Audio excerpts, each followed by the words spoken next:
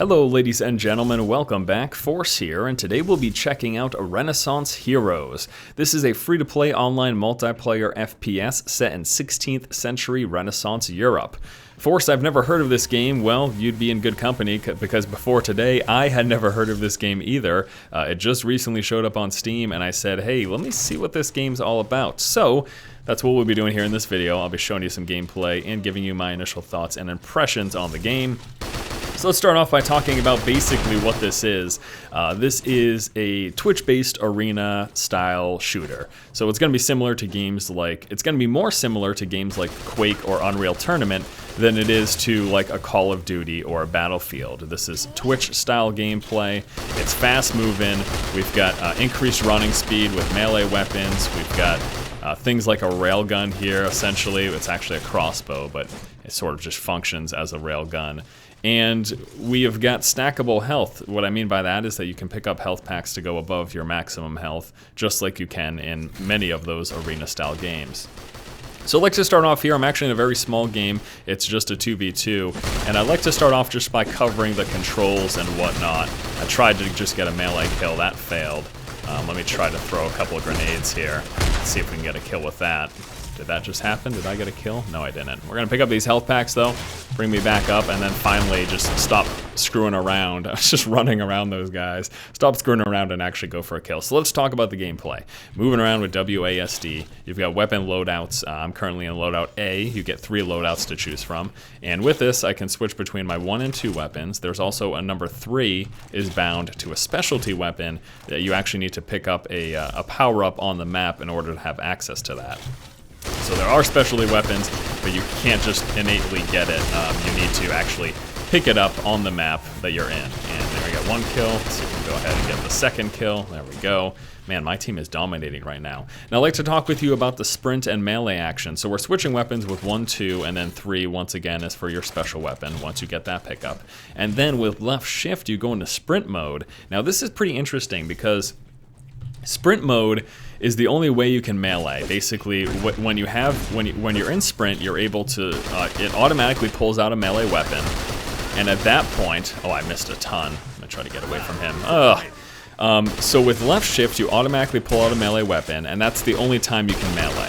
So you can't melee any other time other than when you're in sprint mode. Also, when you're in sprint mode, you can throw a grenade. And it is also the only time you can throw that grenade. You can't do it normally just moving around. You need to have the sprint mode activated, which again, unlocks the melee weapon as well as the ability to throw a grenade. Now this is a really small map here, and again, it's a really small game. Based on just the number of players, and we're actually looking at their spawn area right now. Now once they spawn, they've got temporary invulnerability, so it's not exactly the smartest just to chill out there the entire time, but I like to switch to my railgun. This is the, ooh boy, this is the one used for headshots and stuff. And let me see if I can melee him. Oh, I tried to get him with a melee attack, but it did not end up working. So that is essentially it. Standard moving, you got a couple weapons available plus a special weapon, and I actually don't think this particular map has a special weapon spawn, meaning that you can't get a special weapon on this map. I believe, at least. That could be wrong, but I haven't seen a special weapon spawn on this map, so I don't believe it actually exists. We're gonna run around here, stack up our health. There we go, wonderful. And then we're gonna move it out, try to go for this guy. I don't even think I got an assist for that. Did I not hit anything? Okay, we're gonna pick up some ammo here. I've got a few grenades I'd like to throw. Don't think that ended up hitting him at all. I'm gonna get closer. There we go. How wonderful. So I find it quite interesting that they've put this separation for the melee weapon and grenade throwing and tied it specifically to the sprinting. It's kind of weird, to be honest with you. I am not incredibly familiar with games like Quake and Unreal Tournament, so I don't know how similar a system that is to those style of games. I'm sure someone in the comments section will know, though. Ooh, boy, got sniped in the face. But yeah, that's not information that I am privy to in particular. So I'll be showing you a bit of gameplay here. We're going to finish up this match. You can see we got a few more minutes left in this round. And this guy is just running all over the place. Let's pick up some armor here.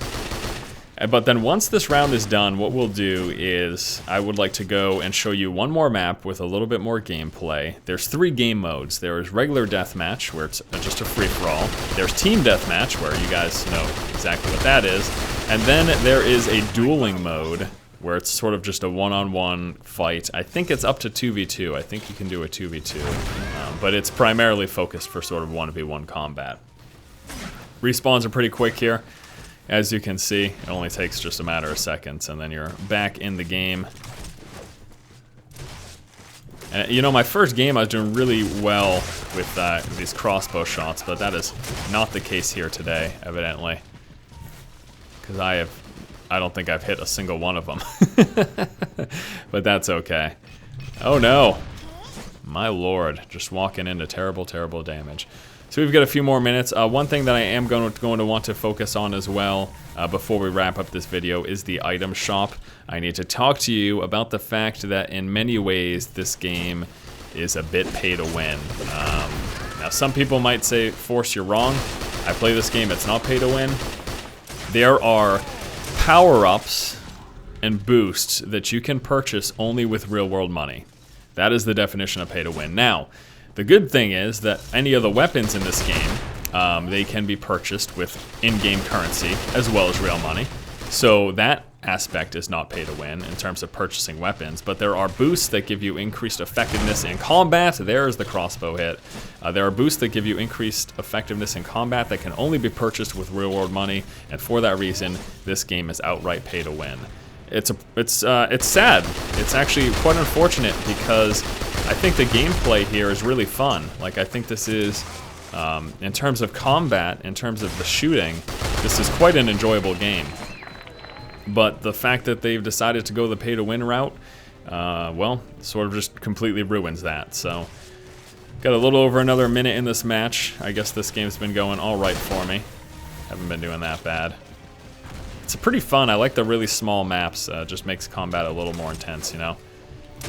Ugh. Come on, someone.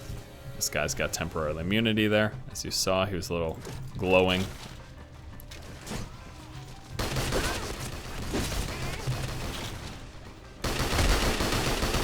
And we're gonna try to get... Oh, the one-on-one did not end up working. That's too bad, and he had 48 health left. He might have stacked some health and some armor, I have no idea. Or it could have just been my bad shooting. So yeah, I think the gameplay is quite fun. I really do. I think it's got really enjoyable combat. Like, the shooting is fluid. It seems like there's a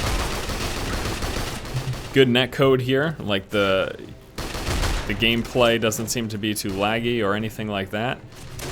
Ugh, my lord. I got one shot off. There's the assist. Fantastic.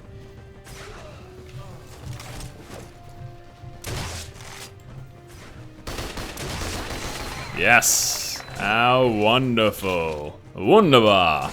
Alright, we got some more health in here. Let's move in. We got the last 10 seconds of this match here. Can we come out on top? You gotta hit something if you want to come out on top. I hit him. That's great. We win. Who came in first place? It was me! Force the MVP, are you kidding me? That's fantastic. A little taunt there at the end. And the one thing I didn't show you in that combat there was there's a taunt system. Basically, right after you kill someone, you can taunt them, which essentially just gives you extra points. Not incredibly important, but it's something to note. You can see the level up XP little gain here. And in doing so, when you level up, you unlock perks and stuff like that. And we're going to actually leave this match here because I don't want to play this again.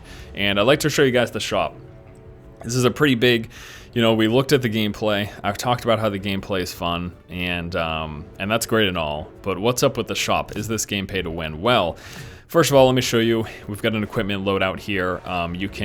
You get one character slot innately, and if you want to play any of the additional characters, there's currently 8 of them in the game, each of them with their own little benefits. This guy increased rifle attack damage bonus, max ammo. This guy increased starting HP and armor. This guy headshot defense, special weapon attack bonus, crossbow attack damage increase, weapon firing rate bonus, increased starting ammo. This is my character, crossbow, easy shot, easy headshot, and increased rifle critical ratio with this guy, and then melee attack damage bonus, and then this one, increased defense and increased maxed armor. So those are the different characters. You start off with one of them. If you want to play a second one of the characters, you actually need to purchase one of these masks. These masks cost 970 CP, and for a point of reference, so this is these P right here, the P tokens, that's in-game currency, this is real-world money. For 1,000 CP, it costs $10. So basically, if you want to play any character beyond your first character, you have to spend $10. Now we're going to cancel out of that. I just wanted to show you that character select option. Again, this is the first one that I unlocked. Got a few different loadouts. You can basically set up different weapon loadouts. I haven't really done that. Haven't played the game that much, but yeah, you can set up different weapon loadouts to switch during a match. What type of weapons that you want. There's primary, secondary, and then there is your specialty weapon. When again, you need that specialty power pickup on the map to use it, and then there's your melee weapon. So we've got my character stuff here. These are the weapons I have basically in my inventory. You can filter by weapon type. You can go to the character and select your taunts that you want, and then also what you want for the MVP. Listen to the taunt for my character. It's so weird. You're not a big deal. And this is my MVP thing for when I win. The salamander is almost mine. I don't even know what that's supposed to mean. So power-ups. Power-ups exist. They exist in the form of these little things that you unlock either through purchasing them in the store or by leveling up. You get a set of power-ups every time you level up. I think it's just randomly they give you some. And they do various things. You basically equip them. You can see here's my power-up slots. I've unlocked 3 of them. If I want to get more power-up slots, I believe I've got to purchase this key, and I can either do that with in-game currency or real-world money. Either or. So they give you that option. You can use in-game currency to purchase additional power-up slots. And these power-ups give you things like increased rifle critical hit chance, increased crossbow hitbox, max HP, armor, base armor, rifle effective range, rifle damage. So all sorts of things to increase your character's effectiveness. Again, this is something that can be purchased with in-game currency or with real money, or you unlock it through leveling it up. And they're also a use. So you can see there's 4 EA, 4 EA, 14 EA, 10 EA. And 1 EA is basically you used it for a match. So I can use this power up for 4 more matches, and then that's it. Then we have got these etc. things. These are used to tune your weapons. These are essentially components that are used to increase the effectiveness of your weapon. You can make them better in combat. And then there's a buyback system. So that is my equipment. This is everything that I have on my character. Now let's go into the shop. So in the shop, let's take a look at what you can purchase. First of all, we've got weapons. Now, the weapons can be purchased 2 ways. In-game currency or real-world money. Now, you can see I've got, what is this, 55,000 points. I've only played for a couple of hours, so it doesn't take very long to get points. I don't know if a lot of that was front-loaded to make you think it's easy to get points. Basically, starting out, they give you, I think I got 4,000 just for starting the tutorial or something, and then I've unlocked 1,500 since then. So we've got you can spend in-game currency or real-world money for any of these weapons. If you want to buy a weapon that's beyond your level range, so these ones are all capped at level 1. We've got some, I'm currently level 4 or 5, I think, or maybe level 3, okay. So if I wanted to buy a level 20 weapon here, I would need to, you can only do that with real-world money. Now, again, once you're the level, you can unlock these with in-game currency, but if you want to buy it ahead of time, you have to do that with real-world money. Also, all of these weapons, they're either put on a set time limit or you can buy a permanent one. So you can see you can buy this weapon for 1 day, 15 days, 30 days, or permanently. So you get to choose how you want to do it. So they put a lifespan on these items, and you can buy them permanently, and again, you can use real-world money for that. So far, doesn't seem too pay to win. However, this is where it gets a little hairy. We go into the character area here, and you can purchase what are essentially cosmetic items. Oh, well, that's not pay to win. Well, yes it is, because these items increase your effectiveness. So I can purchase this bodysuit for the Huntress, and this is going to cost, if I want to buy it for 15 days, it costs 280 CP, which 500 CP is $5, so that's basically $250. So you'd have to spend $250 to get this outfit for 15 days. If you wanted to buy it permanently, you'd have to spend, this is probably about 35 bucks right here. It's a little over $35 to get this outfit permanently that increases your crossbow damage. Also, this helm piece here, increases HP from pickups, and again, only can buy it with real world currency. Buy it for 15 days for $250, buy it for 30 days for about $4 or so, and buy it permanently for about $35. So again, there's a lifespan, and these power-ups that do increase your character's effectiveness with HP pickup increase and crossbow damage increase, they can only be bought with real money. That is the case for all of this gear. I can't double click on this though because this isn't my character, so it won't let me show you, but it's the same for all these characters. If you want these increased benefits from these outfits, you have to spend real world money. That is the only way to do it. Also, the power-ups.